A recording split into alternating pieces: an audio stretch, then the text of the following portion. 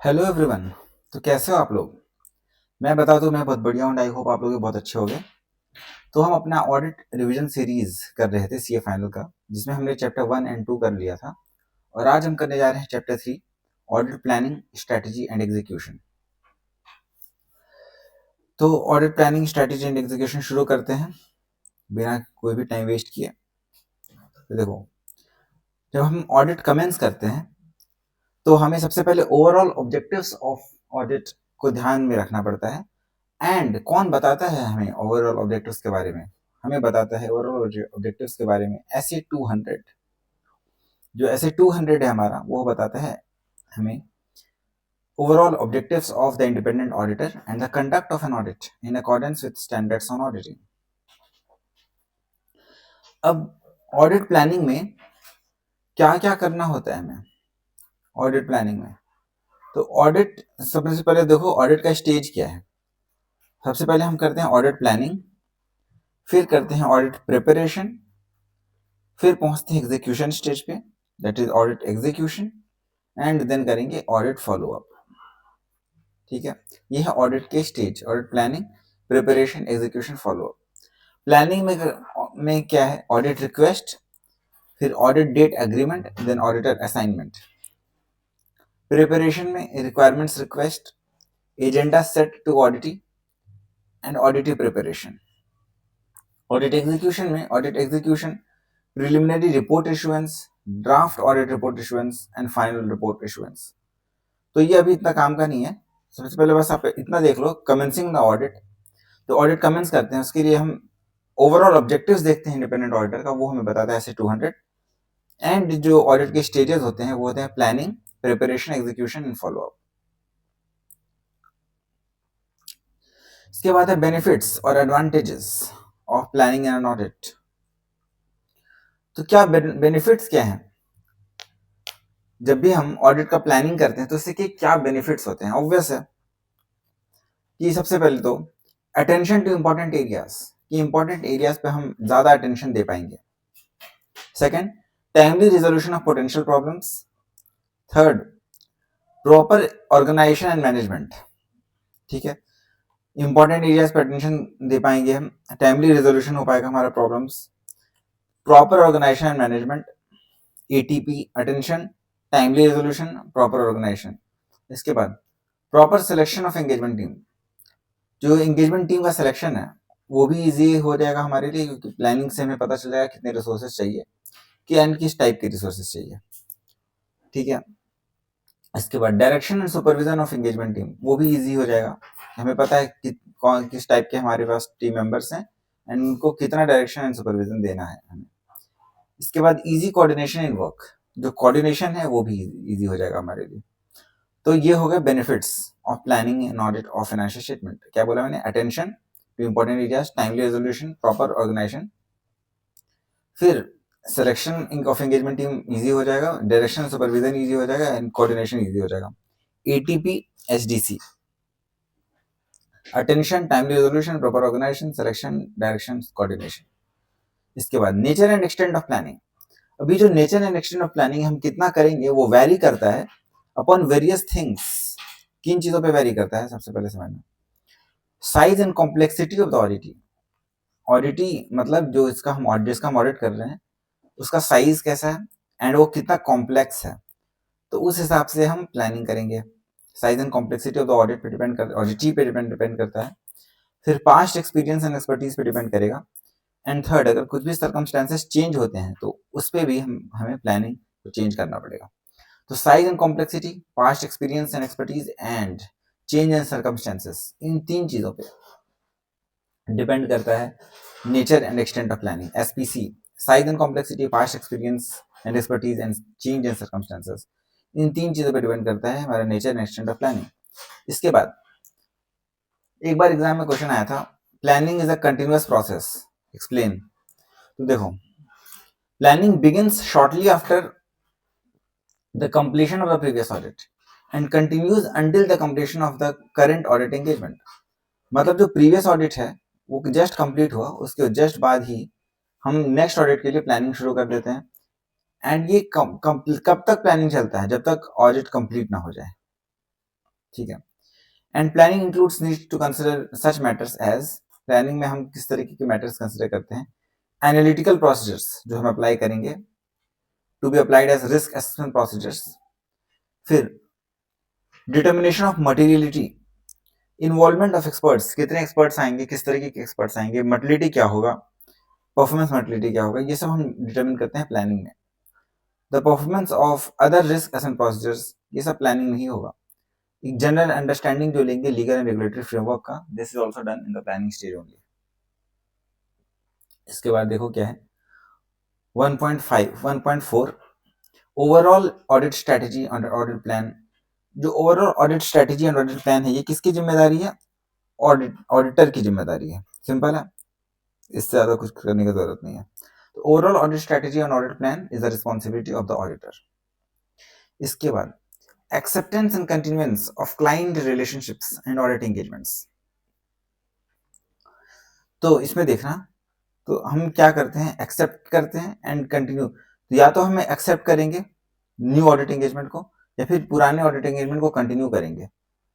तो ये किसकी रिस्पॉन्सिबिलिटी होगी, ये रिस्पॉन्सिबिलिटी होगी ऑब्वियसली एंगेजमेंट पार्टनर की। जो engagement partner of the audit firm है, उसकी जिम्मेदारी होगी acceptance and continuance of client relationships. तो इसके लिए क्या है, इसके लिए engagement partner should be satisfied that appropriate procedures regarding the acceptance and continuance of client relationships and audit engagements have been followed। तो जो भी प्रोसीजर्स हैं regarding the acceptance and continuance of client relationship, वो follow हुए हैं। Engagement partner should be satisfied about this. And second, जो conclusions है इस चीज को डिटरमिन करने के लिए कि हमें एक्सेप्ट करना चाहिए या कंटिन्यू करना चाहिए या नहीं, ये एक्सेप्टेंस भी अप्रोप्रिएट होने चाहिए। तो engagement partner should be satisfied about the procedures and the conclusions reached for acceptance and continuance of client relationships। इसके बाद जब एक करंट ऑडिट एंगेजमेंट शुरू होता है, तो उसके बिगिनिंग में कौन कौन सा एक्टिविटी करते हैं, ये एग्जाम में क्वेश्चन पूछा जा सकता है। What are the activities that an auditor should undertake at the beginning of the current audit engagement? तो सबसे पहले तो एज पर SA 220 जो भी प्रोसीजर्स है वो हम करेंगे।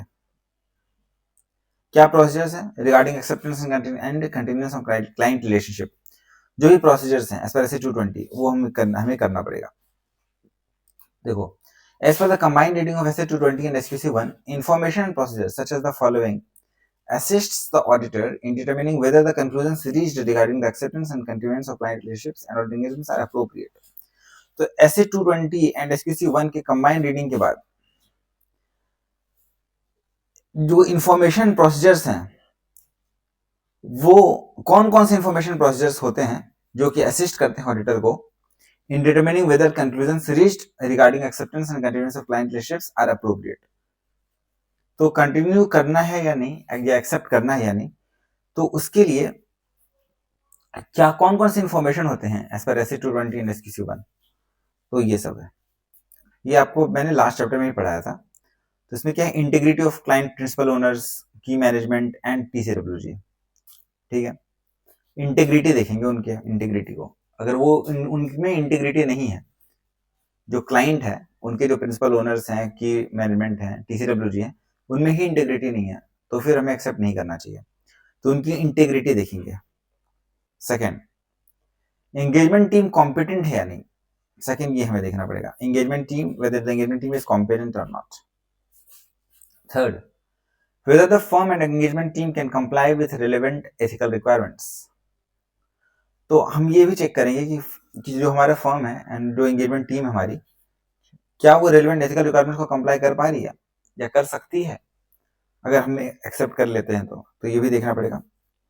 फोर्थ, सिग्निफिकेंट मैटर्स एंड उसके इम्प्लीकेशंस भी देखने पड़ेंगे। क्या बोला मैंने, हमें किन बातों का ध्यान में रखना पड़ेगा जब हम कंटिन्यू करेंगे क्लाइंट रिलेशनशिप को या एक्सेप्ट करेंगे। तो इंटीग्रिटी देखेंगे of the principal owners, key management and TCWG। Second, whether the engagement team is competent to perform the engagement। Third, whether the firm and engagement team can comply with ethical requirements।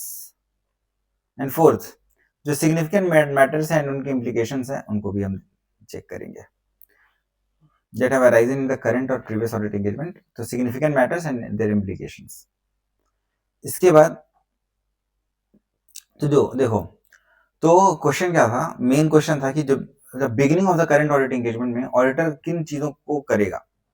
तो सबसे पहले as per process as per S 220 जो हमने ये किया कि हम इन बातों को ध्यान में रखेंगे for conclusions regarding acceptance and continuous of client relationship. Second जो हम काम करेंगे वो होगा evaluating compliance with ethical requirements including independence. तो हम इवेल्युएट करेंगे the compliance with ethical requirements including independence अपना, कि हम इंडिपेंडेंस को फॉलो कर सकते हैं या नहीं। Third, establishing and understanding the terms of the engagement. जो टर्म्स ऑफ एंगेजमेंट है उसको हम एस्टेब्लिश करेंगे, मतलब क्या करेंगे, एक अंडरस्टैंडिंग लेंगे regarding the terms of the establishment of the engagement, establishing and understanding of the terms of the engagement. इसके बाद 1.6 contents of an audit plan. एक ऑडिट प्लान की क्या कंटेंट्स होते हैं, ऑडिट प्लान में क्या क्या होगा। तो देखो, the auditor should develop an audit plan that should include a description of, audit plan में क्या क्या होना ही चाहिए। 1, nature, timing and extent of planned risk assessment procedures as per ASIT 315. Second, nature, time and extent of planned further audit procedures at the assertion level as per ASIT 330. देखो, planned risk assessment procedures का NT ये होना चाहिए। फिर ASIT 330 के हिसाब से जो planned further audit procedures हैं, पहले केस में क्या था, planned risk assessment procedure, second planned further audit procedures at the assertion level, तो उनका एनटी देखेंगे। Third, other planned audit procedures that is required to be carried out. कोई other planned audit procedures हैं तो उनको भी ऑडिटर अपने planning में उसका डिस्क्रिप्शन लिखेगा, ठीक है। The auditor shell develop an audit plan that shall include a description of, तीन चीजें क्या बोला मैंने, nature, time and extent of planned risk assessment procedures, nature, time and extent of planned further audit procedures at the assertion level, and third, other planned audit procedures that is required to be carried out. इसके बाद next point, the audit plan is more detailed than the overall audit strategy. Audit plan ज्यादा detailed होता है then overall audit strategy, ठीक है।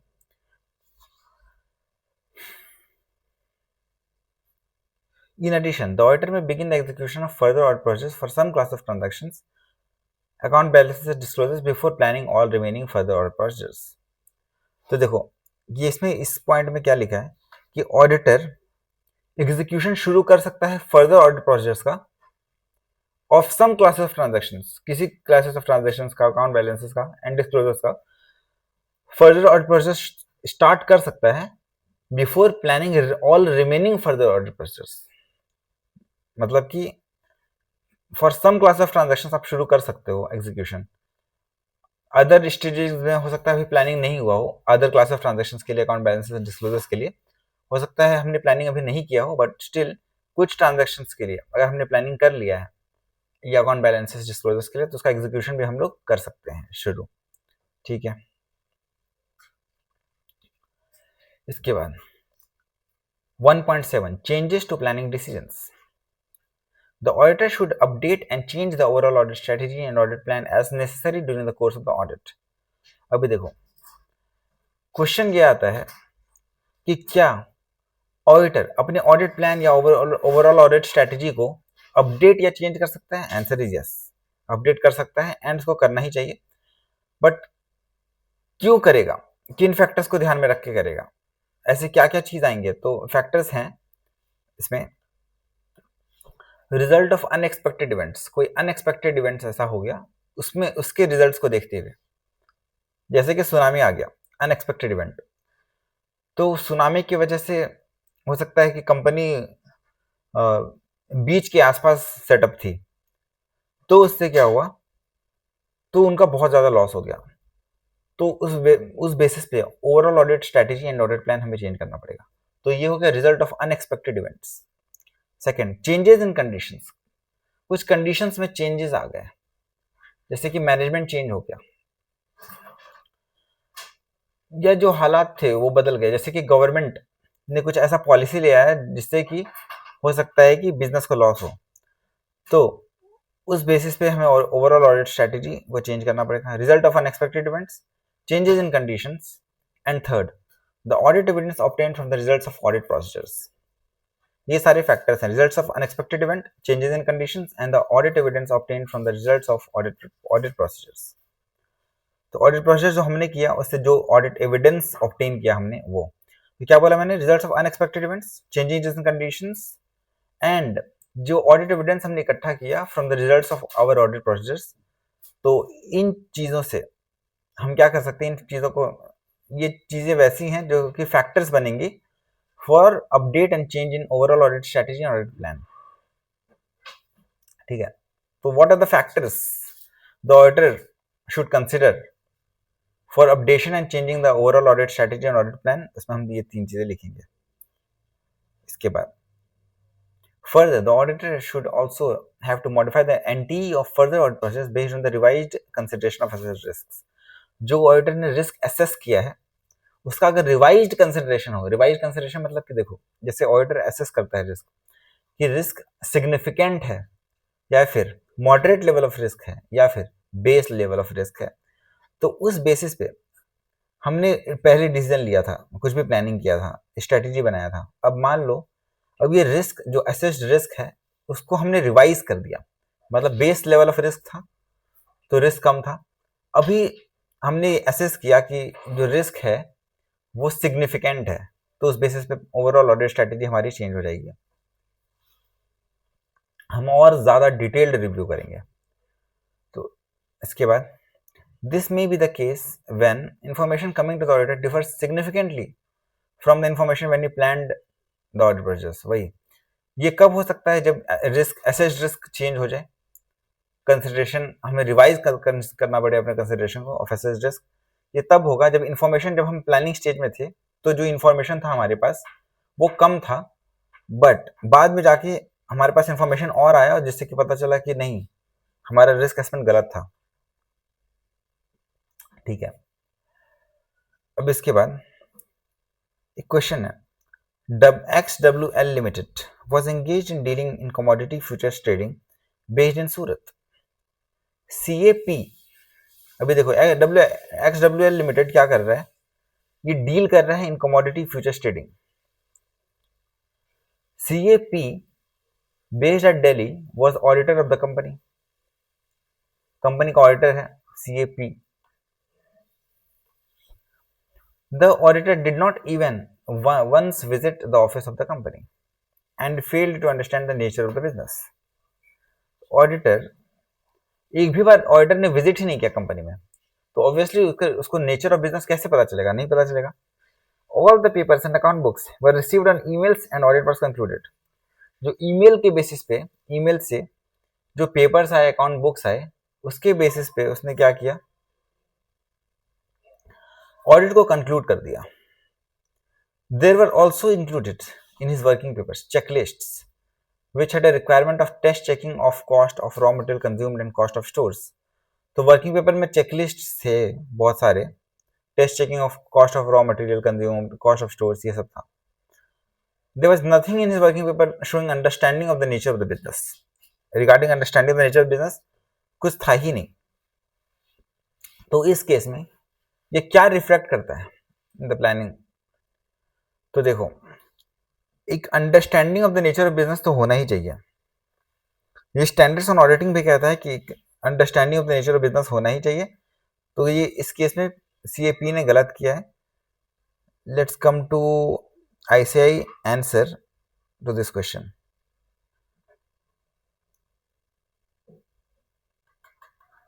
ICAI ने कैसे लिखा है इसको, तो टेस्ट योर अंडरस्टैंडिंग का क्वेश्चन नंबर 1. तो देखो SA 300 requires the auditor to plan the audit in such a manner that it is performed effectively. ठीक है. तो SA 300 क्या कहता है कि हम ऐसे प्लानिंग करेंगे, ऑडिटर ऐसे प्लानिंग करे ताकि ऑडिट इफेक्टिवली परफॉर्म हो. It also requires auditor to establish overall audit strategy. Overall audit strategy बनाने की भी बात करता है ये, including identifying the characteristics of the engagement, facilitating him to define its scope and planning of nature, timing and extent of audit procedures. तो इसमें engagement का कैरेक्टरिस्टिक्स क्या है ये भी आइडेंटिफाई हमें करना होगा। ये बताता है हमें ऐसे 300 कि हमें एक ओवरऑल ऑडिट स्ट्रेटेजी बनाना होगा जिसमें कि हमें आइडेंटिफाई भी करना होगा कैरेक्टरिस्टिक्स ऑफ एंगेजमेंट, ताकि हम स्कोप डिसाइड कर पाए, प्लानिंग कर पाए of nature, time and extent of audit procedures. तो ऐसे 300 further requires auditor to document overall audit strategy, audit plan and any significant changes. कोई ओवरऑल ऑडिट स्ट्रेटेजी है, ऑडिट प्लान है, सिग्निफिकेंट चेंजेस पे हुआ, वो भी ऐसे 300 बताता है कि हमें डॉक्यूमेंट करना होगा इन द गिवन सिचुएशन। तो ये देखो, सबसे पहले इन्होंने क्या लिखा, प्रोविजंस। हम कोई भी आंसर लिखेंगे सबसे पहले ऐसे लिखेंगे, प्रोविजंस, फिर facts of the case, analysis and conclusion. तो ऐसे ही इन्होंने लिखा, सबसे पहले प्रोविजंस लिख दिया एज पर ऐसे 300। उसके बाद लिखिए इस सिचुएशन में क्या हुआ, in the given situation what has happened. वो क्वेश्चन के ही लाइंस को हमें चिपकाना होता है उठा के। In the given situation, auditor didn't even once visit the company and failed to understand about the business of the company. Therefore, he has flouted the requirement of SA 300. अभी देखो, ये प्रोविजन फैक्ट्स लिख दिया, facts के साथ साथ analysis भी कर दिया कि he has flouted requirement of SA 300 to plan the audit in such a manner that it is performed effectively. मतलब SA 300 के रिक्वायरमेंट को इन्होंने फुलफिल नहीं किया, ठीक है। The auditor has to plan the audit commensurate to the nature of the business and complexity. तो auditor को वैसे प्लान करना है जैसा कि उसका नेचर है, नेचर के हिसाब से प्लानिंग करना है एंड उसकी कॉम्प्लेक्सिटी के हिसाब से। तो but the auditor did not plan the audit commensurate to the nature and complexity. Commensurate मतलब उसके हिसाब से, ऑन द बेसिस, ठीक है। Further, working papers of auditor also do not show his understanding of nature of business, ठीक है, ये भी हो गया। Which is again a blatant violation of SA 300. SA 300 का blatant violation है, ये भी analysis ही कर रहा है। Which requires the auditor to document the overall audit strategy, the audit plan, and any significant changes made during the audit engagement. ये कर दिया इसने analysis, तो provisions, facts of the case, analysis, and इन्होंने लिखा conclusion last में। Inclusion of a checklist and working paper having requirement of test taking of cost of raw material consumed and cost of stores and spares shows that it was a general checklist and specifics of business was never understood. उन्होंने general checklist बनाया जो सभी auditors के लिए बनाया था, same इसके लिए भी बनाया, इस क्लाइंट के लिए भी। तो जनरल चेकलिस्ट था, बिजनेस के स्पेसिफिक्स के हिसाब से नहीं बनाया। तो हम कह सकते हैं कि बिजनेस के बारे में वो कभी समझा ही नहीं। And audit was not planned to be conducted in an effective manner in accordance with SA 300। ये उन्होंने दे दिया conclusion. Audit was not planned to be concluded in an effective manner in accordance with the requirements of SA 300, ठीक है। So this was question number 1, test to understanding का।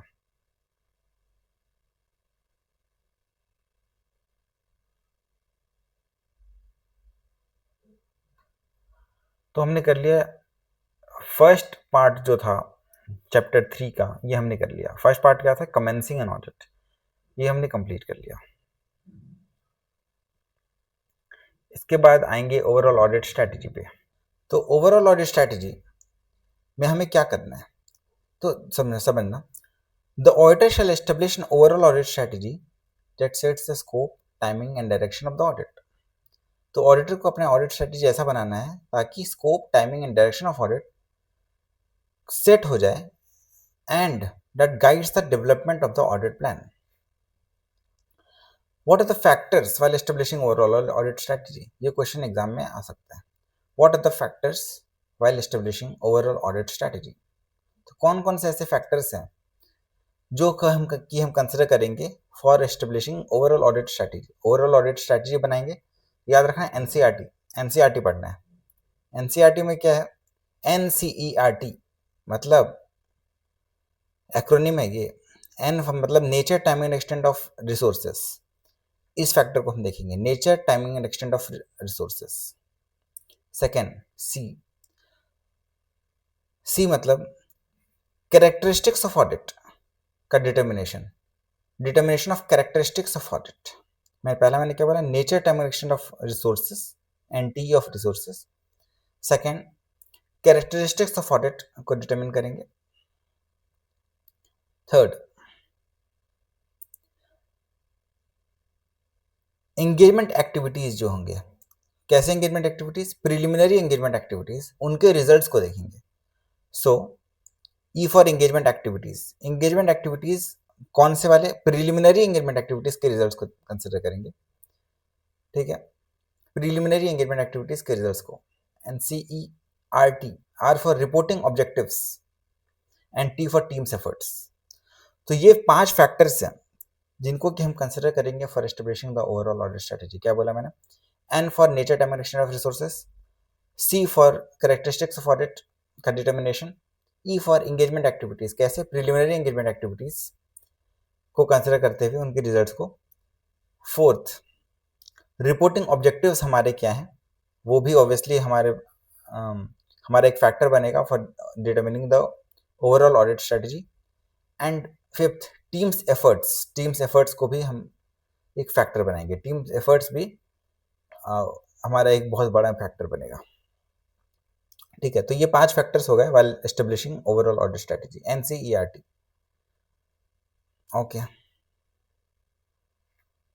इसके बाद benefits of overall audit strategy. Benefits क्या है? Benefits ये है कि आपको याद रखना है benefits. The process of establishing the overall audit strategy assist the auditor to determine such matters such as. तो ये क्या होता है बेनिफिट्स इनके? क्या है कि जो ओवरऑल ऑडिट स्ट्रेटेजी हमने बनाया उससे ऑडिटर को क्या फायदा है? ऑडिटर को फायदा है टू डिटरमिन ये मैटर्स को ऑडिटर डिटरमिन कर सकता है। कौन से मैटर्स? 4 मैटर्स याद रखना आप। टीम, सिर्फ मैटर्स हैं, मैटर का नाम है टीम। कौन कौन से मैटर्स? देखो, T for timing and deployment of resources, ठीक है, timing of deployment of resources. E for employment of qualitative resources. A for allocation of quantity of resources and M for management of resources, ठीक है। तो जो overall audit strategy हम बनाएंगे उससे auditor determine कर पाएगा 4 चीजें रिगार्डिंग रिसोर्सेस। क्या क्या रिगार्डिंग रिसोर्सेस? 4 चीजें वो डिटरमिन कर सकता है। एक तो टाइमिंग ऑफ डिप्लॉयमेंट, किस टाइम पे हम रिसोर्सेस को डिप्लॉय करें, timing of deployment of resources. Second, employment of qualitative resources, qualitative resource को एम्प्लॉय करेंगे। ए for allocation of quantity of resources, कितने रिसोर्सेस को हम करेंगे, मतलब this is quantity, this is quality. Employment of qualitative resources and then allocation of quantity of resources and M for management of resources। In resources को हमें manage भी तो करना होगा। तो ये हो गए benefits of overall audit strategy कि it assist the auditor to determine these 4 matters. इसके बाद considerations in establishing the overall audit strategy. जब हम ओवरऑल ऑडिट स्ट्रेटेजी बनाएंगे तो कौन कौन से मैटर्स को हम कंसिडर करेंगे? तो सारे मैटर्स ये रेलेवेंट नहीं है सभी ऑडिट एंगेजमेंट के लिए, और ना ही एग्जाम पर्पस के लिए आपको सभी के सभी याद करने हैं। And this list is not exhaustive list, this is only inclusive list. मतलब इसमें आप कुछ और अदर चीजें भी शामिल कर सकते हो, बट एग्जाम के लिए आप इन पॉइंट्स में से ही कुछ लिखना, ठीक है। तो व्हाट आर द कंसिडरेशंस या व्हाट मैटर्स आर नेसेसरी और रेलेवेंट फॉर ऑडिट एंगेजमेंट और एस्टेब्लिशिंग ओवरऑल ऑडिट स्ट्रेटेजी। जब ऑडिट स्ट्रेटेजी बनाएंगे तो what are the considerations of the auditor. तो देखो क्या कंसिडरेशंस होंगे। सबसे पहले तो वो कैरेक्टरिस्टिक्स ऑफ एंगेजमेंट देखेगा, reporting objectives, timing of audit and nature communication देखेगा, significant factors, preliminary engagement activities and knowledge gained in other engagements, ये भी वो कंसिडर करेगा। And nature, time and extent of resources वो देखेगा, ठीक है।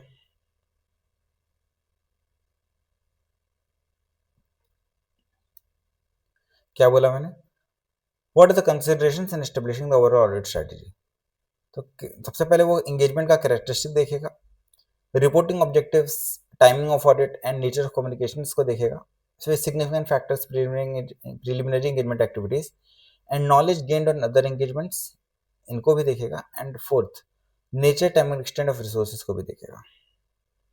तो ये कंसिडरेशंस हो गए ऑडिटर के in establishing the overall audit strategy. अब कैरेक्टरिस्टिक्स में देखो कैसे कैसे कैरेक्टरिस्टिक्स है, कैरेक्टरिस्टिक्स में किन किन चीज़ों को देखता है ऑडिटर। सबसे पहले तो फाइनेंशियल रिपोर्टिंग फ्रेमवर्क, जैसे कि इन पे क्या अप्लाई हो रहा है, इंड एस अप्लाई हो रहा है, एएस अप्लाई हो रहा है, यूएस गैप अप्लाई हो रहा है, आईएफआरएस अप्लाई हो रहा है, क्या अप्लाई हो रहा है, तो उसके बोलते हैं financial reporting framework. Second, industry specific reporting requirements, उस इंडस्ट्री के लिए क्या रिपोर्टिंग रिक्वायरमेंट है स्पेसिफिकली, उसको भी देखेगा। Third, expected audit coverage including the number and locations of components to be included, number of and locations of components, जो उनके जैसे मल्टीपल कंपोनेंट्स होंगे उस ऑडिटी के, तो उनके अदर कंपोनेंट्स कितने नंबर हैं, इनके क्या क्या लोकेशंस हैं, वो भी एक कैरेक्टरिस्टिक ऑफ एंगेजमेंट हो गया। तो financial reporting framework, industry specific reporting requirements, number and locations of components. Fourth, nature of the control relationship between the parent and its component, nature of the control relationships between a parent and its components। तो nature of control relationship भी देखेगा, मतलब कौन सी entity उसकी holding company है, कौन सी एंटिटी सब्सिडरी कंपनी है, एसोसिएट कंपनीज कौन सी हैं, तो ये सब nature of the control relationship, and ये कैसे कंसोलिडेट करते हैं, how the group is consolidated. फिर extend to which the components are audited by other auditors, other auditors कितने कंपोनेंट्स को की ऑडिट कर रहे हैं। फिर उसके बाद entities use of service organisations, क्या एंटिटी सर्विस ऑर्गेनाइजेशन की भी मदद ले रहा है, अगर सर्विस ऑर्गेनाइजेशन की मदद ले रहा है एंटिटी तो ऑब्वियसली इस पर ऐसे 402 हमें करना पड़ेगा, ठीक है। इसके बाद expected use of audit evidence obtain in previous audits, तो प्रीवियस ऑडिट्स में जो ऑडिट एविडेंस ऑब्टेन हुए थे उसका हम कितना यूज कर पाएंगे। Effect of IT on the audit process and availability of client personnel and data. तो ये हो गया कैरेक्टरिस्टिक्स ऑफ द एंगेजमेंट। आपको सब कुछ याद नहीं रखना ऑब्वियसली, कैरेक्टरिस्टिक्स में आप याद रख लेना, financial reporting framework and industry का नेचर क्या है, कंपोनेंट्स कितने हैं, ग्रुप को कैसे कंसोलिडेट करते हैं हम, सर्विस ऑर्गेनाइजेशन को यूज करने के नहीं, ये बेसिक 4-5 आप याद रख लेना जो दिमाग में आएगा ही एग्जैक्टली आंसर लिखते वक्त। इसके बाद बी सेकेंड पॉइंट, एक तो कैरेक्टरिस्टिक्स ऑफ एंगेजमेंट देख लिया ऑडिटर ने, उसके बाद वो क्या देखेगा, रिपोर्टिंग ऑब्जेक्टिव्स, ऑब्जेक्टिव क्या है रिपोर्टिंग का, timing of the audit, audit कब खत्म करना है, and nature of communications, communication कैसे करना है, orally, written, management representation letter के थ्रू, या कैसे करना है, नेचर ऑफ कम्युनिकेशंस कैसे हुए, ईमेल के थ्रू हुए, कैसे हुए वो देखना है, टेलीफोनिक कन्वर्सेशंस हुए। तो reporting objectives, timing of audit and nature of communications. तो इसमें क्या है, entities time table for reporting, और टाइम टेबल फॉर रिपोर्टिंग मतलब कब तक रिपोर्ट करना है। फिर organization of meetings with management regarding audit work, meetings का ऑर्गेनाइजेशन। फिर डिस्कशन विथ मैनेजमेंट, मैनेजमेंट हम डिस्कशन करेंगे regarding type and timing of reports to be issued. फिर discussion with management regarding communications on the status of audit work, audit कितना, audit अभी किस stage पे है, कितना ऑडिट कंप्लीट हो चुका है, इसके रिगार्डिंग जो भी कम्युनिकेशन होगा उसको भी हम कंसिडर करेंगे। फिर timing and report of, timing and type of reports, इसको भी हम कंसिडर करेंगे। ऑडिट वर्क के रिगार्डिंग जो भी मैनेजमेंट के साथ जो भी मीटिंग हुआ है उसको भी हम कंसिडर करेंगे। फिर communication with auditors of components, तो जो कंपोनेंट ऑडिटर्स हैं उनके साथ बातें करेंगे और कम्युनिकेशन करेंगे। The nature and timing of communications, nature and timing of communications among engagement teams and engagement team members. And इसके बाद whether there are any other expected communications with third parties, कोई अदर एक्सपेक्टेड कम्युनिकेशंस अगर है with third parties तो इनको भी consider करेंगे। तो सेकंड हो गया regarding communication, basically time table for reporting क्या है, communication with engage with in the engagement team, फिर communication with the management regarding timing of and type of reports, communication with management regarding communication on the status of work, तो ये सब है। Communication with component auditor, तो basically ये communication के regarding है। Second point B, A हो गया characteristic of engagement, B reporting objectives, timing of audit, nature of communication हमने कर लिया। Third significant factors, preliminary engagement activities and knowledge gained on other engagements, इनको भी कंसिडर करेंगे। जो सिग्निफिकेंट फैक्टर्स है preliminary engagement activities and knowledge gained on other engagements, जैसे कि डिटर्मिनेशन ऑफ मटेरियलिटी। तो मटेरियलिटी कितना हमने डिटर्मिन किया है, ये इसको भी कंसिडरेशन में लेंगे और स्ट्रैटेजी बनाते वक्त, मटेरियलिटी एंड परफॉर्मेंस मटेरियलिटी। इसके बाद preliminary identification of areas,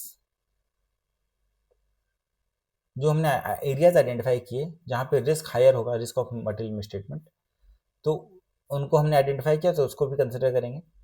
third, impact of assessed risk of material misstatement, उसके impact, assessed risk of material misstatement के इम्पैक्ट्स। फिर manner in which the engagement team members needs to maintain an inquisitive questioning mind, जो questioning mind जो रखना है उस regarding. Impact of assessed risk of material misstatement, manner in which the engagement team members needs to maintain an inquisitive questioning mind and exercise professional skepticism. So this point is all about professional skepticism and unpredictability. Results of previous audits, discussion of matters that may affect the audit, evidence of amendments, commitment to design implementation and maintenance of sound controls, internal controls, volume of transactions which may determine reliance on internal control. फिर importance attach to internal control, internal control को आप कितना importance दे रहे हो,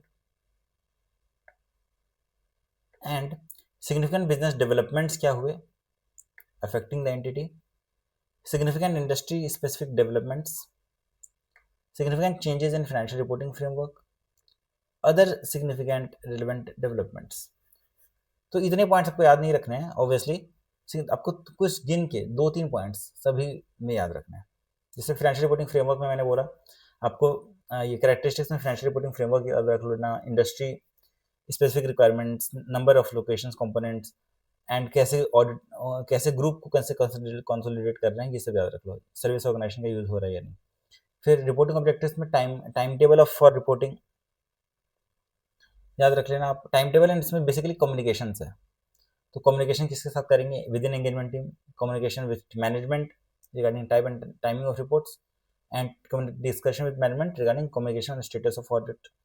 फिर components के component auditors के साथ कम्युनिकेशन करेंगे, ये सब याद रख लो।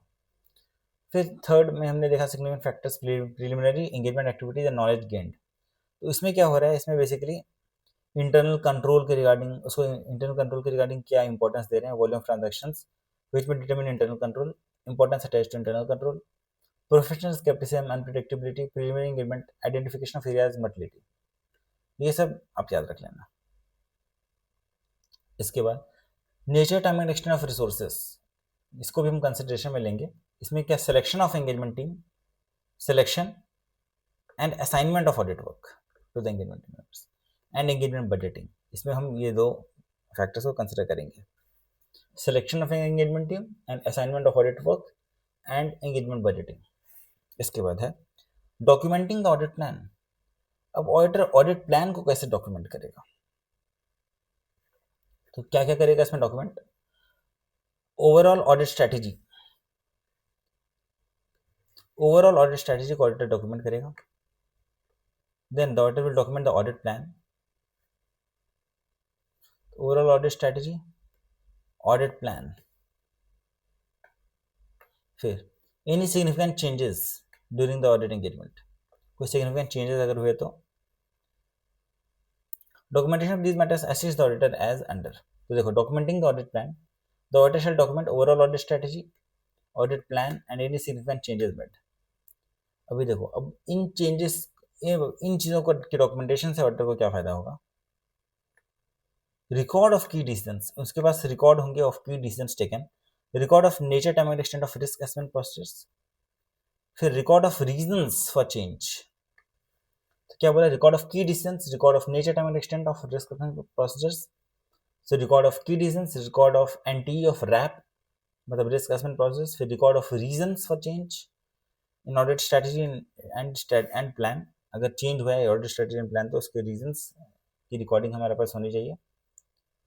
ठीक है, तो ये 3 चीज़ों का रिकॉर्ड इससे ये मिलेगा फायदा। तो देखो, ऑडिट प्लान में हम क्या डॉक्यूमेंट करेंगे? Overall audit strategy, audit plan, any significant changes made. Audit strategy, audit plan, significant changes made. अब इससे क्या फायदा होगा?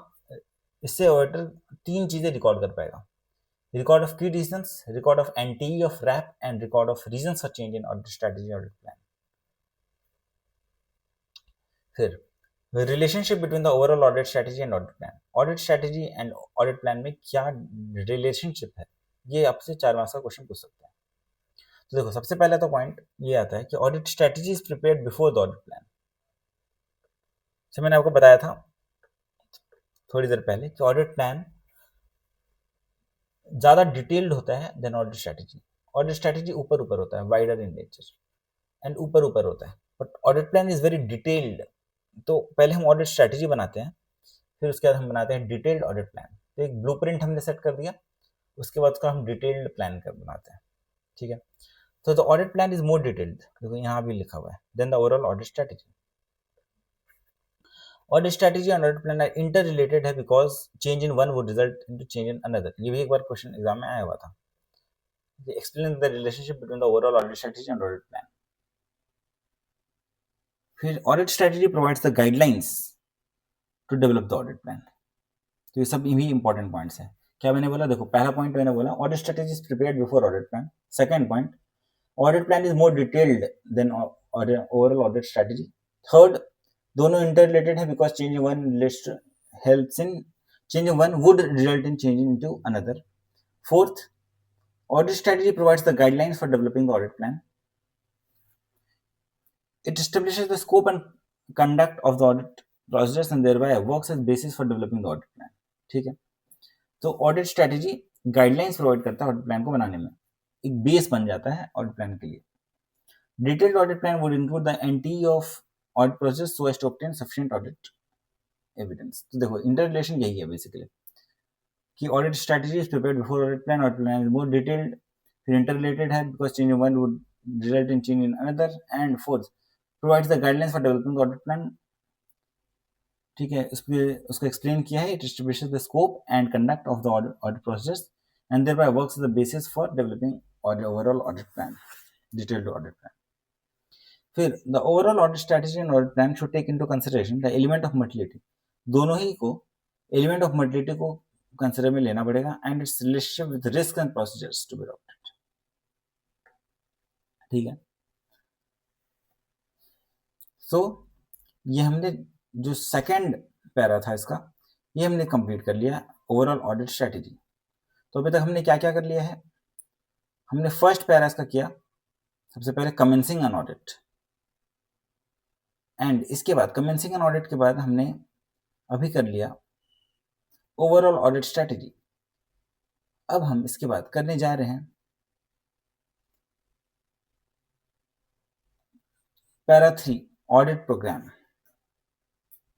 तो इसके बाद हम करने वाले हैं ऑडिट प्रोग्राम। अभी देखो, ऑडिट प्रोग्राम क्या होता है? ये एक ऐसा डॉक्यूमेंट है जिससे कि हम टीम मेंबर्स के बीच में वर्क को एलोकेट कर सकते हैं। लिस्ट ऑफ प्रोसीजर्स जो भी हम परफॉर्म करेंगे वो हम इसमें इंक्लूड कर सकते हैं। इंस्ट्रक्शंस क्या फॉलो किए जाने हैं, तो इंस्ट्रक्शंस हम अपने टीम मेंबर्स को हम दे सकते हैं। एंड फोर्थ, क्या ड्यूरेशन होगा फॉर कंप्लीटिंग द टास्क, वो हम बता सकते हैं। So what is audit programme? Audit programme is a document to allocate work among the team members, and it also includes the list of the audit procedures to be performed, instructions to be followed by the members, and estimates regarding the duration of the audit task, duration to complete the audit task। अब इसके बाद समझना audit programme हम लोग बनाते कैसे। तो audit programme जब बनाएंगे तो हम लोग कुछ इंपॉर्टेंट मैटर्स को कंसिडर करेंगे। क्या important matters? Nature of business, obviously organisation का बिजनेस को देखना पड़ेगा, नेचर उसका ऑडिट प्रोग्राम बनाने से पहले नेचर ऑफ बिजनेस देखेंगे। ओवरऑल प्लान अपना देखेंगे। Third, system of internal control, जो उनके अकाउंटिंग इंटरनल कंट्रोल के जो सिस्टम्स हैं एंड अकाउंटिंग प्रोसेस जो वो फॉलो कर रहे हैं वो। Fourth, size of the organisation and structure of management. Fifth, information as regards organisation of business. And sixth, accounting and management policies. तो ये 6 चीजें हम कंसिडर करेंगे। क्या बोला मैंने? What are the important matters that are to be considered while formulating an audit plan? आपको याद रखना NOS SAI, NOS Sai, not Sai. तो क्या है इसमें? Nature of business, overall plan, system of internal control, size of the organization and structure of management, information as regards organization of its business and accounting and management policies। तो ये 6 factors हैं जो आप consider करोगे: nature of business, overall plan, system of internal control, size of the organisation, structure of management, accounting policies, information regarding organisation of business. इसके बाद देखो drawing up the audit programme. अब ऑडिट प्रोग्राम आप कैसे draw करोगे?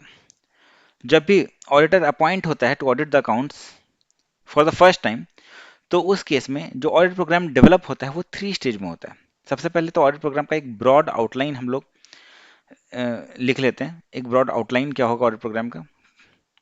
फिर उसके बाद जब एक बार रिव्यू हो जाता है इंटरनल एंड अकाउंटिंग प्रोसीजर्स, तो उस केस में तो सेकंड स्टेज पे हम फिर ऑडिट प्रोग्राम बनाते हैं और उस पर हम डिफिशिएंसी लिखते हैं in the system of internal control. And third stage कब होता है? जब चेकिंग, जो हमारा डिटेल चेकिंग है, डिटेल चेकिंग प्रोसेस, वो जब खत्म हो जाता है, तो उस केस में जो कितना एक्सटेंट का हम स्पेशल प्रोसीजर्स करेंगे वो भी हमें डॉक्यूमेंट करना होगा ऑडिट प्रोसीजर्स में। ठीक है, तो ऑडिट प्रोग्राम जो हम डेवलप करेंगे उसमें हम डिटेल्ड जो स्पेशल प्रोसीजर्स है वो उसको भी हम फिर कितना extent to which the special procedures are required वो भी हम उसको उसको डॉक्यूमेंट करेंगे। ठीक है, at each subsequent engagement the programme should be reviewed and if necessary modified. हर सब्सिक्वेंट एंगेजमेंट में प्रोग्राम को हम रिव्यू करेंगे एंड साथ में मॉडिफाई भी करेंगे। मॉडिफाई कब कर सकते हैं? मॉडिफाई करेंगे हम ऑन अकाउंट ऑफ 3 रीजंस की वजह से हम मॉडिफाई कर सकते हैं। तो एक्सपीरियंस गेन्ड की बेसिस पे हम मॉडिफाई करेंगे। एक्सपीरियंस गेन्ड या कुछ इंपॉर्टेंट चेंजेस हैं that have taken place in the business. Important changes में से कुछ भी हो सकता है, इंटरनल कंट्रोल में चेंजेस, अकाउंटिंग प्रोसेस में चेंज, मैनेजमेंट का स्ट्रक्चर चेंज हो गया, स्कोप चेंज हो गया, कुछ भी चेंज हो सकता है।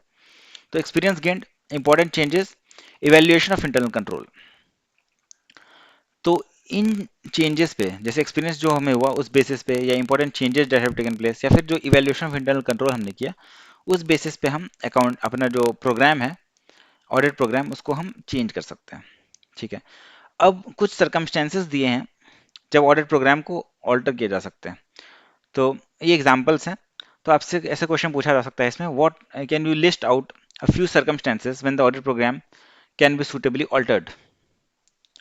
तो देखो कुछ चेंज हो गया, जैसे कि वॉल्यूम ऑफ टर्नओवर चेंज हो गया, मतलब सेल्स वॉल्यूम चेंज हो गया। तो पहले सेल्स वॉल्यूम कुछ था, भी सेल्स वॉल्यूम उससे ज़्यादा इंक्रीज हो गया, तो चेंज करना पड़ेगा audit programme. If audit process were design for a certain volume of turnover and now subsequently the volume has substantially increased. तो पहला केस वॉल्यूम चेंज हो गया। Second, internal control procedures were not as effective as assumed. Internal control procedures उतने effective हैं नहीं जितना हमने सोचा था। इसके बाद अगर एक्स्ट्राऑर्डिनरी इंक्रीज हो गया in the amount of book debts या फिर स्टॉक, जो वैल्यू ऑफ स्टॉक है या फिर डेटर्स हैं वो उसमें एक्स्ट्राऑर्डिनरी इंक्रीज हो गया। क्या बोला मैंने? पहला सेल्स वॉल्यूम में चेंज हो गया। थर्ड, बुक डेट्स या फिर स्टॉक्स चेंज हो गए हमारे। सेकंड मैंने क्या बोला था? Internal control procedures were not as effective as assumed. जितना हमने सोचा था इंटरनल कंट्रोल प्रोसीजर्स स्ट्रांग है उतने हैं नहीं। एंड फोर्थ, जब कभी सस्पिशन अराइज होता है, हमें कोई शक होता है, तो उस केस में कि शक किस चीज का? कि assets of the company have been misappropriated, तो उस केस में भी ऑडिट प्रोग्राम को हम रिवाइज कर सकते हैं। अभी देखो इसके बाद एसीपी प्रद्युमन का क्वेश्चन है। तो देखो सीए प्रद्युमन है, is planning for audit of a listed company headquartered in Noida. While doing this exercise, he has made a list of various procedures intended to be performed by him during the course of audit. He has further made up his mind to decide about sample size at time of performing various audit procedures. Is the above approach of CA Pradyuman proper? अभी देखो ये एक listed company का इसे मिला था audit. अब इसने क्या किया? लिस्ट ऑफ प्रोसीजर्स पहले से इसने घर पे डिसाइड करके ये जाने लगा, एंड सैंपल साइज भी ये पहले से इसने सोच लिया कि मुझे सैंपल साइज कितना लेना है। तो ये अप्रोच सही है कि नहीं? बिल्कुल ही गलत है। एज पर ऐसे 300, ऐसे 300 बोलता है कि nature, timing and extent of audit procedures हम डिसाइड करेंगे depending upon the nature of the business. आपने बिजनेस को समझा ही नहीं है अभी, आप वहां गए ही नहीं हो, विजिट ही नहीं किए हो, तो आपको कैसे पता सैंपल साइज क्या है होना चाहिए, क्या लिस्ट ऑफ प्रोसेस करोगे? एक ब्रॉड आउटलाइन सही है, बट ऐसे डिटेल्ड कि आप सैंपल साइज कितना लोगे ये पहले से आप सोच के जा रहे हो, ये गलत है। तो देखो ऐसे ही नहीं, क्या इसका आंसर दिया है वो भी हम देखते हैं, वही चीज़ है। देखो as per S A 300 states that audit plan should include description about NTE. Audit plan में आपको डिस्क्रिप्शन लिखना चाहिए एनटीई का, एंड आपको साथ में इसमें नहीं लिखा है बट साथ में ये भी लिखना चाहिए कि एज पर एस ए 300 जो जो nature time and extent of audit process हैं वो डिपेंड करते हैं on the nature of the business. तो पहले एक बार उसको जाना चाहिए सीए प्रद्युमन को, और जा करके फिर देखना चाहिए वहां पे कि क्या बिजनेस का सीन क्या है, कुछ गड़बड़ तो नहीं है। तभी तो एसीपी प्रद्युमन बोलेंगे फिर कुछ तो गड़बड़ है, जरा पता लगाओ। ये पता पहले से आप लगा के नहीं जा सकते हो कि हाँ सब कुछ, कि सैंपल साइज इतना होगा। पहले वहां पे विजिट करो, उसके बाद आपको समझ में आएगा। ठीक है, अब टेस्ट अंडरस्टैंडिंग का क्वेश्चन नंबर 3 पे हम चलते हैं। क्वेश्चन नंबर 3, तो CA Nikita is conducting audit of a leading society engaged in promoting awareness regarding usefulness of internet। ठीक है, सीए निकिता ऑडिट कंडक्ट कर रही है एक लीडिंग सोसाइटी का जो कि एंगेज है इन promoting awareness regarding usefulness of internet. The among the disadvantaged sections of society through easily understandable means and methods। The society is also registered under FCRA 2010, Foreign Contributions and Regulations Act में registered है वो society for receipt of foreign contributions। During the course of audit, she embarked upon extensive procedures in relating to verification of receipt of foreign contributions to rule out round tripping। अभी round tripping of funds जो होते हैं उसको rule out करने के लिए, जो round tripping of funds अपने गार में पड़ा था कि राउंड ट्रिपिंग कैसे पैसे को घुमाया जाता है, तो वो राउंड ट्रिपिंग से बचने के लिए उसने एक्सटेंसिव प्रोसेस चुना in comparison to process originally thought of। She is documenting various procedures informed performed by her, including relevant audit findings। तो जो भी प्रोसेस वो उसने परफॉर्म किया है सबको वो डॉक्यूमेंट कर रही है। However she doesn't feel need for putting into writing about how she plan the whole process. But जो ऑडिट प्लान है वो कैसे उसने किया उसको उसने जरूरी नहीं समझा कि राइटिंग में मैं लिखूं। तो does she require refreshening of her knowledge, क्या सिर्फ नॉलेज रिफ्रेशमेंट चाहिए? आंसर इज यस, चाहिए। क्योंकि देखो एज पर एस ए 300 जो ऑडिट प्लान है उसको डॉक्यूमेंट करना बहुत जरूरी है। Audit plan regarding nature timing and extent of audit process, आपको उसको डॉक्यूमेंट करना बहुत मैंडेटरी है। तो इस केस में उसने डॉक्यूमेंट नहीं किया, तो ये नॉलेज रिफ्रेशमेंट का उसको जरूरत है। अब देख लेते हैं ऐसे नहीं कैसे इसका आंसर लिखा है, फटाफट फट फट झटाझट।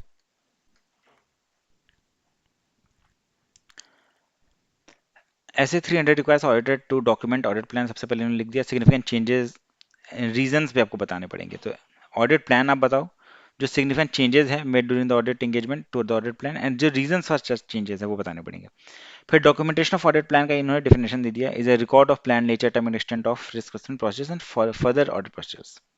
ठीक है, अब further changes to audit plan along with reasons आपको लिखने पड़ेंगे, and failure to document audit plan could entail risk of not conducting audit. तो ऐसा आपने अगर ऑडिट प्लान डॉक्यूमेंट नहीं किया तो हो सकता है कि आप पे ये इल्जाम लग जाए कि आपने ऑडिट ही नहीं किया है। तो ऑब्वियसली सीए निकिता को नॉलेज रिफ्रेशमेंट की ज़रूरत है, आवश्यकता है। तो ये हमने थर्ड जो हमारा था ऑडिट प्रोग्राम ये भी हमने कंप्लीट कर लिया। अब हम करेंगे ऑडिट एग्जीक्यूशन। तो अभी तक हमने क्या क्या कर लिया देखते हैं। हमने ऑडिट प्रोग्राम कर लिया, उसके पहले हमने किया था ओवरऑल ऑडिट स्ट्रेटजी, एंड उसके पहले हमने किया था कमेंसिंग एन ऑडिट। तो ये तीन टॉपिक्स हमने अभी तक कवर कर चुका है। अब हम कवर करने जा रहे हैं topic number 4, that is audit execution. तो इसके बाद हम क्या करने वाले हैं, ऑडिट एग्जीक्यूशन। ऑडिट एग्जीक्यूशन में क्या होता है कि ऑडिट को हम कैसे एग्जीक्यूट करेंगे, इसमें 4 स्टेज होते हैं। सबसे पहले एग्जीक्यूशन प्लानिंग, फिर risk and control evaluation, then testing and then reporting. ठीक है, एग्जीक्यूशन प्लानिंग में कैसे हम एग्जीक्यूट करेंगे उसकी प्लानिंग करेंगे। फिर रिस्क एंड कंट्रोल इवेल्युएशन में हम डिसाइड करेंगे रिस्क क्या होगा हमारा, elevated risk, base level of risk या सिग्निफिकेंट रिस्क। कंट्रोल इवेल्युएशन में हम चेक करेंगे whether controls are operating effectively throughout the year. तो डिजाइन ऑफ कंट्रोल्स पे चेक करेंगे एंड ऑपरेटिंग इफेक्टिवनेस ऑफ कंट्रोल्स पे चेक करेंगे। फिर टेस्टिंग करेंगे उसका, जैसे substantive testing, testing of controls, test of controls, या टेस्टिंग करेंगे, ठीक है। एंड रिपोर्टिंग, फाइनली क्या करेंगे, रिपोर्टिंग। तो ये 4 फेजेस हो गए, execution planning, risk and control evaluation, testing and reporting audit execution में, ठीक है। अभी this paragraphs are not important for exam purposes, बस सिंपल है, ये याद रखना है आपको। एग्जीक्यूशन में क्या है, execution planning, risk and control evaluation, testing and reporting. जो रिपोर्टिंग वाला पार्ट है वो ऐसे 700 में आता है, forming an opinion and reporting on FS, जो हम पढ़ने वाले हैं चैप्टर 7 में। रिस्क एंड कंट्रोल इवैल्यूएशन भी हम पढ़ने वाले हैं चैप्टर 4 में, ठीक है। अच्छा, अब इसके अलावा कुछ अदर इंपॉर्टेंट कंसिडरेशंस भी होते हैं, जिसे हम अदर कंसिडरेशंस बोलते हैं। जैसे कि एग्जांपल हो गया S S 600, using the work of another auditor. तो समझना, what is S S 600, S S 600 क्या है। तो करने जा रहे हैं हम S S 600, very important for exam purposes, S S 600 using the work of another auditor. तो सबसे पहले समझना, एस एस 600 लगता कब है। एस एस 600 तब लगता है जब एक प्रिंसिपल ऑडिटर है, वो किसी दूसरे कंपोनेंट ऑडिटर या अदर ऑडिटर के वर्क को यूज कर रहे हैं, तो लग जाता है 600। क्या बोला मैंने, एक प्रिंसिपल ऑडिटर है, मतलब एक एंटिटी है, मेन एंटिटी, उसका जो ऑडिट कर रहा है उसे हम बोलेंगे प्रिंसिपल ऑडिटर। एंड उस एंटिटी के जो कंपोनेंट्स होंगे, जैसे कि जेवी, सब्सिडरी, एसोसिएट्स, जो इसके कंपोनेंट्स हैं, वो उसका जो ऑडिटर होगा उसे हम बोलेंगे कंपोनेंट ऑडिटर या अदर ऑडिटर, ठीक है। तो प्रिंसिपल ऑडिटर जब अदर ऑडिटर के वर्क को यूज कर रहा है तो लग जाएगा ऐसे 600, ठीक है। तो देखो क्या लिखा है इन्होंने, when the auditor delegates work to assistants or uses work performed by other auditors and experts, he will continue to be responsible for forming and expressing his opinion on the financial information. However, he will be entitled to rely on work performed by others, provided he exercises adequate skill and care, and he is not aware of any reason to believe that he should not be relied upon. तो देखो क्या लिखा उन्होंने, कि कभी भी auditor अपने काम को जब भी डेलीगेट करता है अपने असिस्टेंट्स को, या फिर कभी भी अदर ऑडिटर्स या एक्सपर्ट्स के वर्क को यूज करता है, तो उसको उसके लिए रिस्पॉन्सिबिलिटी किसकी होगी, ओपिनियन देने के लिए, उस फाइनेंशियल इंफॉर्मेशन के लिए ओपिनियन देने की रिस्पॉन्सिबिलिटी किसकी होगी, मेन ऑडिटर की, ठीक है। जो प्रिंसिपल ऑडिटर है उसकी रिस्पॉन्सिबिलिटी होगी।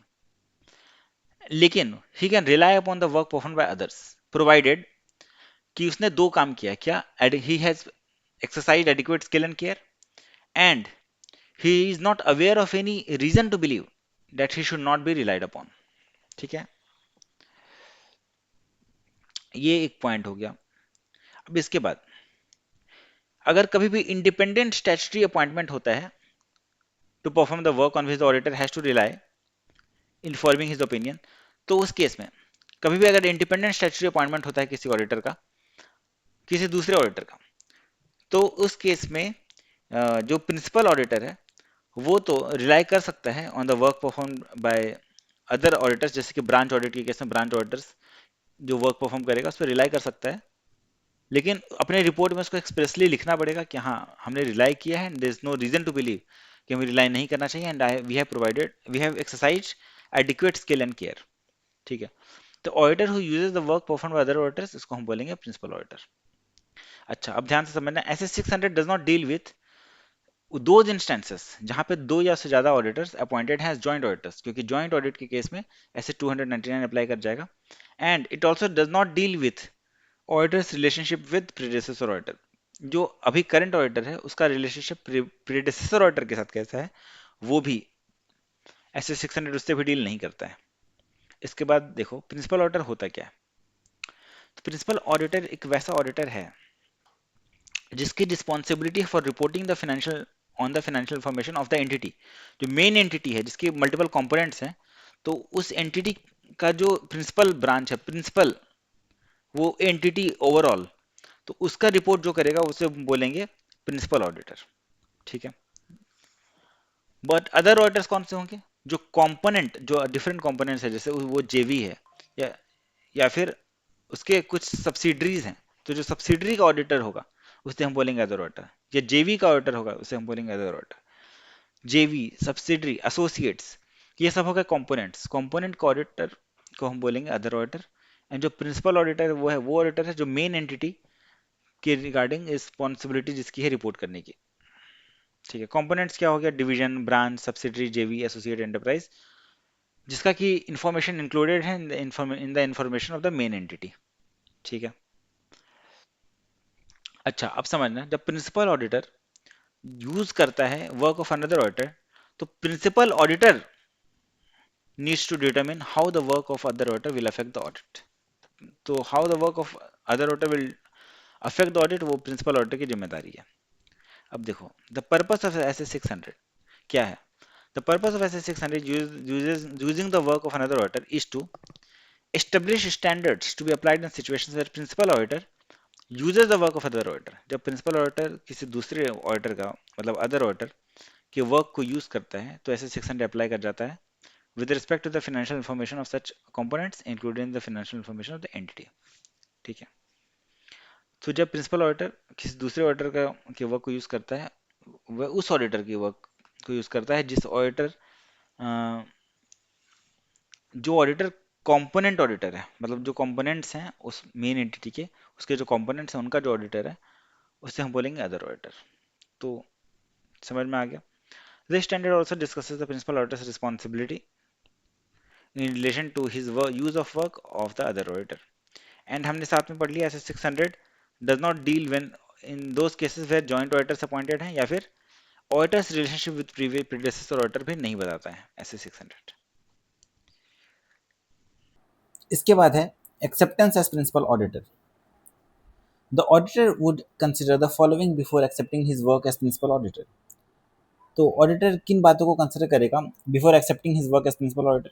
सबसे पहले तो वो मटेरियलिटी देखेगा, the materiality of the portion of the financial information which the principal auditor audits. जो प्रिंसिपल ऑडिटर ऑडिट कर रहा है उस पोर्शन का मटेरियलिटी वो चेक करेगा। Second, the principal auditors degree of knowledge regarding the business. तो प्रिंसिपल ऑडिटर का degree of knowledge regarding the business वो भी बहुत ही इंपॉर्टेंट है, business of components. Third, the risk of material misstatement in the financial information, मतलब ROMM risk of material misstatement in the financial information of the components audited by other auditors. जो components का audit हो रहा है उसमें उसका क्या risk of material misstatement है एंटिटी के फाइनेंशियल इंफॉर्मेशन में, वो भी चेक करेगा। And fourth, the performance of additional procedures as set out in this SA regarding the components audited by other auditors. तो परफॉर्मेंस ऑफ एडिशनल प्रोसीजर्स अगर कुछ भी हुआ है तो वो भी करेगा। तो क्वेश्चन क्या है, what are the things the auditor would consider before accepting his work as principal auditor? तो आंसर है पहला materiality of the portion of financial information which the principal auditor audits, तो मटेरियलिटी। सेकंड, उसका degree of knowledge regarding the business of the components.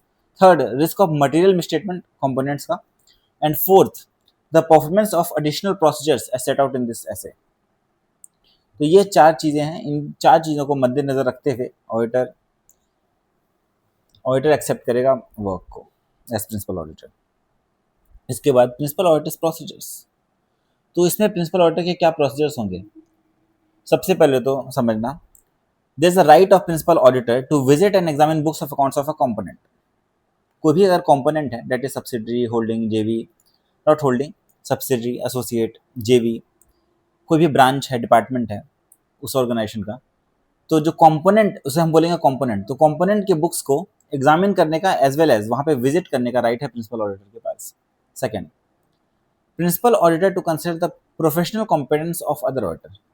जो other auditor हैं उनके professional competence को कौन कंसिडर करेगा? Principal auditor.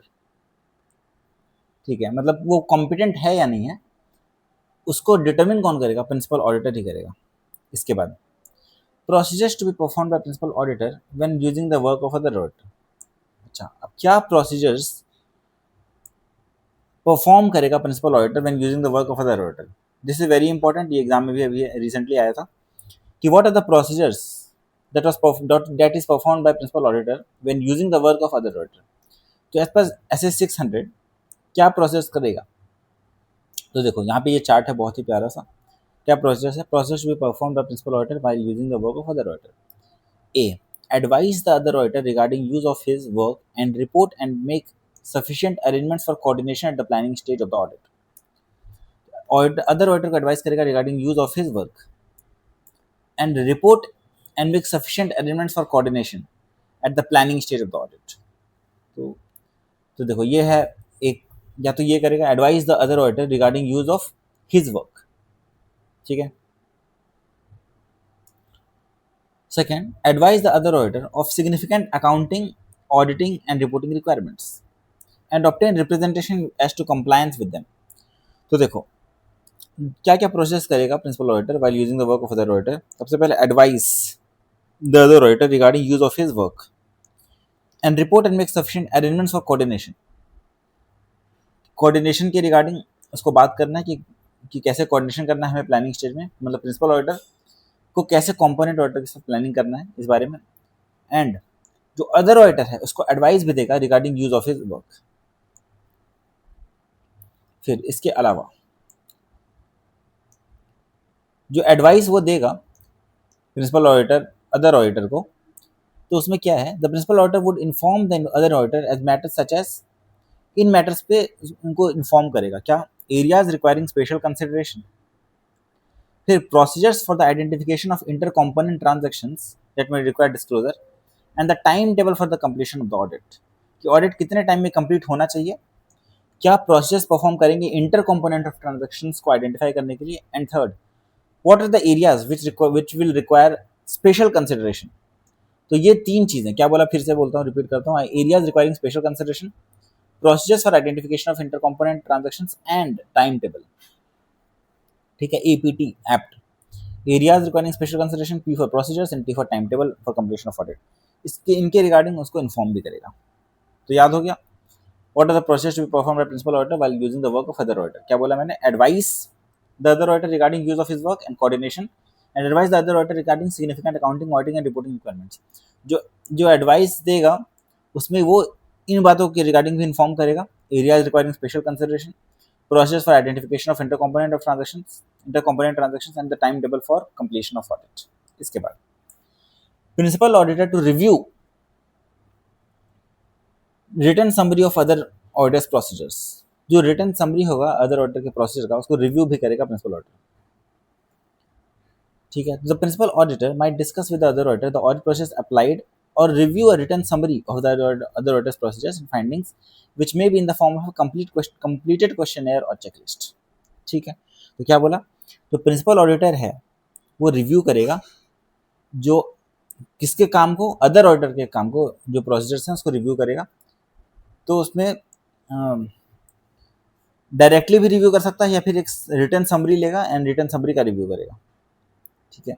और इसमें it can be in the form of completed questionnaire और it can be form in the checklist, form of checklist, ठीक है. The principal auditor may also wish to visit भी कर सकता है अदर ऑडिटर के पास, कोई दिक्कत नहीं. Nature, timing and extent of procedures may depend on the circumstances of engagement and materiality aspect. जो एनटीई है of the process depend upon circumstances and materiality aspect. फिर तो nature, timing and extent of procedures है, it they depend on principal auditors knowledge of professional competence of other auditor. जो NTE है, nature, timing and extent, वो depend करेगा पहला circumstances and materiality पे.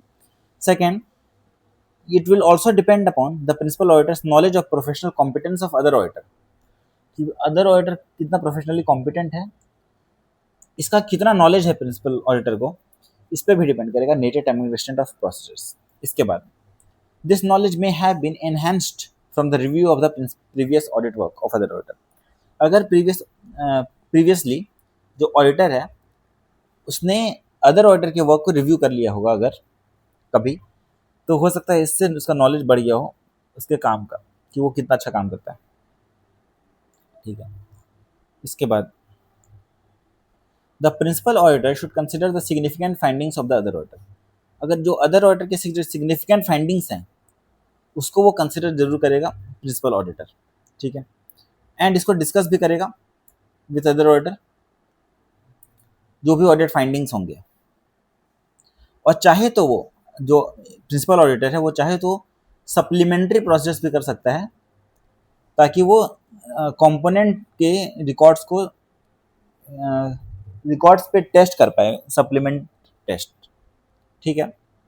सच test may depending upon the circumstances be performed by the principal auditor और the other auditor, ठीक है। तो ये हो गया। इसके बाद when other auditor is not a professionally qualified auditor, तो क्या होगा? अगर other auditor is not professional qualified, तो in certain circumstances the other auditor may happen to be a person other than professionally qualified auditor. तो उस case में क्या करेंगे? For instance, where a component is situated in a foreign country and the applicable laws permit a person other than the professionally qualified auditor to audit the financial statements of such component.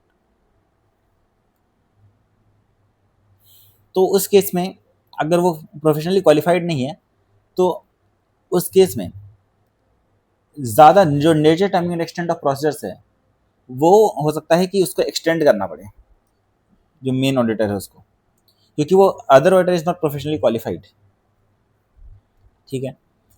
फिर principal auditor to document in his working papers the components. अच्छा, principal auditor क्या document करेगा अपने working papers में? The components whose financial information are audited. तो components कौन कौन से कंपोनेंट्स हो रहे हैं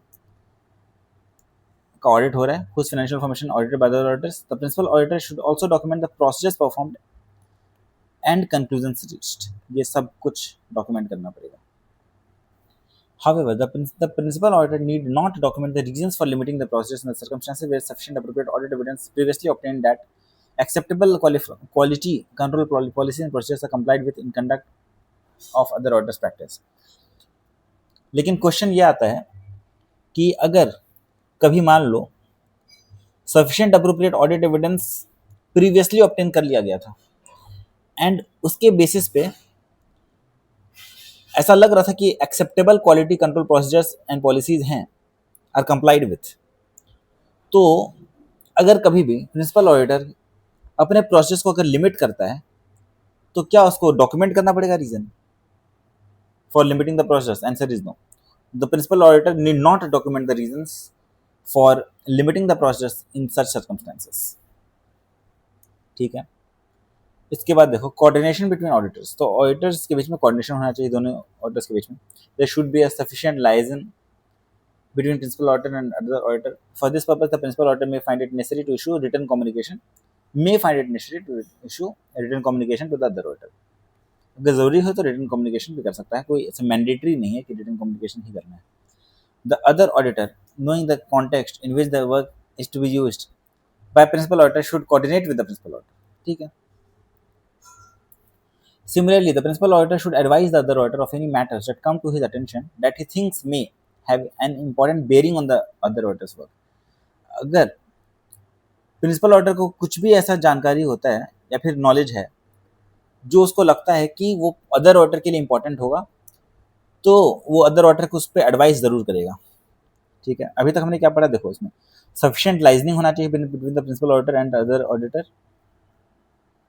फिर जो अदर ऑडिटर होगा वो कोऑर्डिनेट करेगा विद द प्रिंसिपल ऑडिटर। फिर प्रिंसिपल ऑडिटर एडवाइस भी देगा अदर ऑडिटर को of any matters having any important bearing on the other auditors work. फिर जो अदर ऑडिटर है, फिर क्या होगा? The principal auditor may require the other auditor to answer a questionnaire. हो सकता है कि उसको बोले कि क्वेश्चनएयर पे आंसर करो।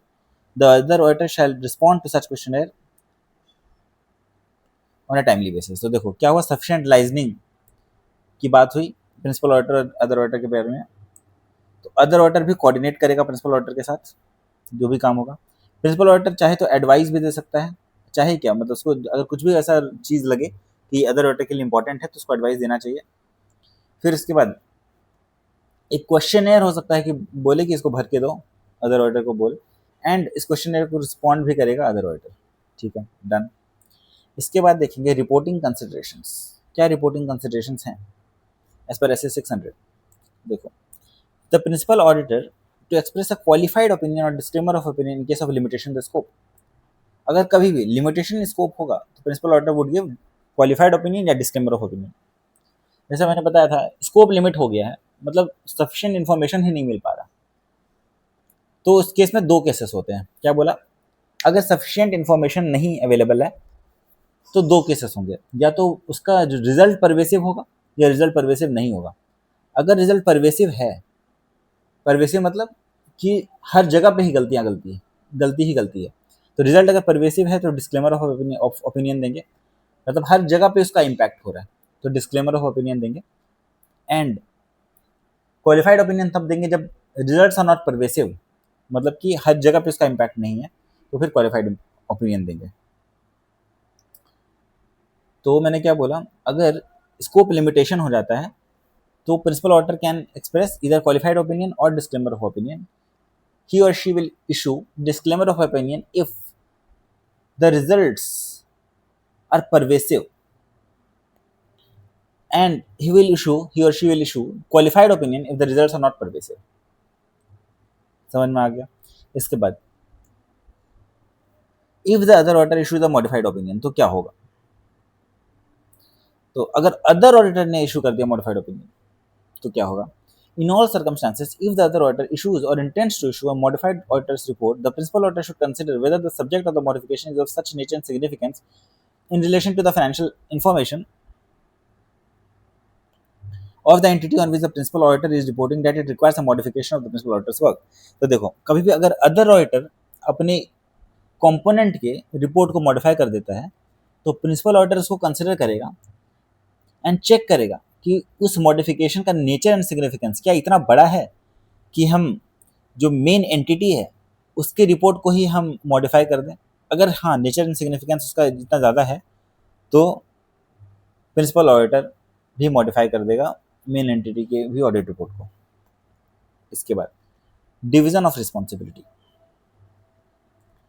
The principal auditor would not be responsible in respect of the work interested to the other auditors except in circumstances which should have aroused his suspicion about the reliability of the work performed by other auditors। देखो क्या बोला कि principal auditor responsible नहीं होगा जो work other auditors को दिया गया है उसके लिए।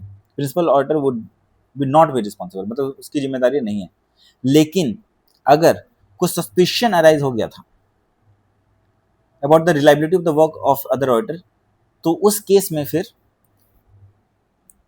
अदर ऑडिटर की प्रिंसिपल ऑडिटर की भी जिम्मेदारी हो जाएगी। तो अनलेस कि कोई सस्पिशन अराइज हुआ हो ये प्रिंसिपल ऑडिटर की जिम्मेदारी नहीं होगी। लेकिन अगर सस्पिशन अराइज हो गया होगा अदर ऑडिटर के काम को लेकर के, then principal auditor would be responsible for the work interested to other auditors as well. इसके बाद when the principal auditor has to base his opinion on the financial information of the entity as a whole, relying upon the statements and reports of the other auditors, his report should clearly state the division of responsibility for the financial information of the entity by indicating the extent to which the financial information of components audited by other auditors have been included in the financial information of the entity। देखो इन्होंने क्या बोला, कभी भी अगर principal auditor को अपने opinion को बेस करना है, बेस मतलब अपना ओपिनियन अगर देना है किसके आधार पे, अदर ऑडिटर के वर्क के आधार पे, तो उस केस में प्रिंसिपल ऑडिटर हमेशा इस इंफॉर्मेशन को अपने रिपोर्ट में जरूर डिस्क्लोज करेगा regarding the division of responsibility कि कितना वर्क हमारे पास था, कितना वर्क अदर ऑडिटर के पास था। However, if the principal auditor notices any material discrepancies, the same has to be brought to the knowledge of other auditor। लेकिन जब भी डिवीजन रिस्पॉन्सिबिलिटी होगा कभी भी एंड स्टिल अगर प्रिंसिपल ऑडिटर को कोई भी अगर डिस्क्रिपेंसी दिखता है, material discrepancy even other auditor के काम में भी, तो भी प्रिंसिपल ऑडिटर अदर ऑडिटर को उसके नॉलेज में देगा, मतलब उसको कम्युनिकेट करेगा अदर ऑडिटर को। ठीक है, तो मैंने क्या बोला, देखो प्रिंसिपल ऑडिटर अपने काम के लिए खुद जिम्मेदार होगा अनलेस कि कोई सस्पेशन अराइज हो। सेकंड पॉइंट मैंने बोला कि प्रिंसिपल ऑडिटर कभी भी अपने ओपिनियन को अगर बेस करता है on the report of other auditor तो उस केस में उसको क्लियरली स्टेट करेगा अपने रिपोर्ट में कि there is a division of responsibility for the financial information and कितना डिवीजन है, कितने पार्ट का डिवीजन किसके पास है, मतलब कौन सा पार्ट के लिए रिस्पॉन्सिबल है अदर ऑडिटर एंड कौन से पार्ट के लिए रिस्पॉन्सिबल है प्रिंसिपल ऑडिटर। लेकिन अगर कभी भी प्रिंसिपल ऑडिटर नोटिस करता है कोई material discrepancies even other auditor के वर्क में भी, तो भी उसके नॉलेज में डालेगा, अदर ऑडिटर के नॉलेज में। तो this should be incorporated in the audit report and this should also be incorporated in the audit report. ठीक है, बात समझ में आती है। इसके बाद test to understanding 4 CA Saurabh, an engagement partner is conducting statutory audit of BBI Bank for SBT and Associates। The bank has 1,000 34 branches spread all over the country which are audited. So देखो कितने branches है, बहुत सारे branches है, 1034 branches spread all over the country which are audited by branch auditors. Okay, यहाँ पे branch auditors है मतलब ऐसे 600 लग जाएगा क्योंकि कंपोनेंट ऑडिटर्स हो गए ना। कंपोनेंट में क्या कवर होता है, ब्रांच कवर होता है, बिल्कुल। In respect of one branch large branch audited by branch auditor there were errors in NPA. अभी एक लार्ज ब्रांच में, बहुत इंपॉर्टेंट है, लार्ज ब्रांच में there were errors in NPA classification of many advances which were not pointed out by the branch auditor, but branch auditor ने point out ही नहीं किया in his report through memorandum of changes and NIL memorandum of changes। अब जिसने भी bank audit किया होगा आपको पता होगा कि एमओसी हम लोग इशू करते हैं, MOC that is memorandum of changes. क्या होता है मेमोरेंडम ऑफ चेंजेस? कि अगर मान लो बैंक ने आइडेंटिफाई नहीं कर रखा है एनपीए, तो हम आइडेंटिफाई करते हैं एंड अपने ऑडिट रिपोर्ट में उसको डालते हैं, इनकॉर्पोरेट करते हैं कि these are the changes that should be made by the bank. तो उसे हम डालते हैं मेमोरेंडम ऑफ चेंजेस में, एमओसी एक फॉर्म होता है। During overall review of financial statements of bank by statutory auditor the above said errors did not come to light. अच्छा, अभी देखो क्या हुआ, जब जो स्टैट्यूटरी ऑडिटर था, मेन ऑडिटर था, वो जब उसको ओवरऑल रिव्यू कर रहा था फाइनेंशियल स्टेटमेंट्स, तो उसके एरर में उसको ये चीज़ दिखा नहीं, ठीक है। The above said errors did not come into light, मतलब उसको दिखा नहीं ये चीज़। The statutory auditor had also called soft copies of internal inspection report। Statutory auditor ने soft copies भी मंगाया internal inspection report का and concurrent audit reports का of branch above branch as part of overall review process। However, these reports did not point towards any irregularities। लेकिन इन reports में कोई irregularities नहीं थे। Would the statutory auditor of bank be liable? अच्छा, अब question ये आता है कि statutory auditor क्या liable होगा for above lapses? What precautions have been taken by him while expressing opinion considering possibilities of such situations? देखो बहुत बढ़िया क्वेश्चन है। सीधा आपको क्या लिखना है, पहले प्रोविजन लिखना है। प्रोविजन में आप क्या लिखोगे? एज पर एस 600 ये सेम बात लिखोगे। जो प्रिंसिपल ऑडिटर है, principal auditor would be responsible in respect of his work, would not be responsible in respect of the work entrusted to the other auditors unless suspicion arise। ठीक है, अभी इस case में क्या हुआ कि जो ब्रांच ऑडिटर है, ब्रांच ऑडिटर के लिए ब्रांच ऑडिटर ही जिम्मेदार है, प्रिंसिपल ऑडिटर जिम्मेदार नहीं होगा उसके लिए अनलेस कि कोई सस्पिशन अराइज होता है। तो सस्पिशन अराइज हुआ ही नहीं है। अब इसने क्या किया, जो करना चाहिए था, professional scepticism, due care, diligence, ये इसने किया। कैसे किया? इसने रिपोर्ट्स मंगवाया कंकरेंट ऑडिटर का, फिर स्टैच्यू ऑडिटर ने इंटरनल इंस्पेक्शन रिपोर्ट भी मंगवाया, बट कहीं पे भी ये बात नहीं लिखा था कि कुछ एरर्स हैं एनपीए क्लासिफिकेशन में। तो इसने तो सारे प्रिकॉशंस लिए ना। यही तो पूछ रहे हैं कि what precautions have been taken. तो प्रिकॉशंस तो अपने लिया ना सही से, due diligence, internal inspection report मंगवाया, कंकरेंट ऑडिट रिपोर्ट्स मंगवाया। स्टिल अगर नहीं कहीं पे लिखा था कुछ भी तो हम जिम्मेदार नहीं होंगे। तो ये क्वेश्चन है, ये आंसर मैंने बता दिया। ऐसे का देखते हैं ऐसे ने कैसे इसका आंसर किया है।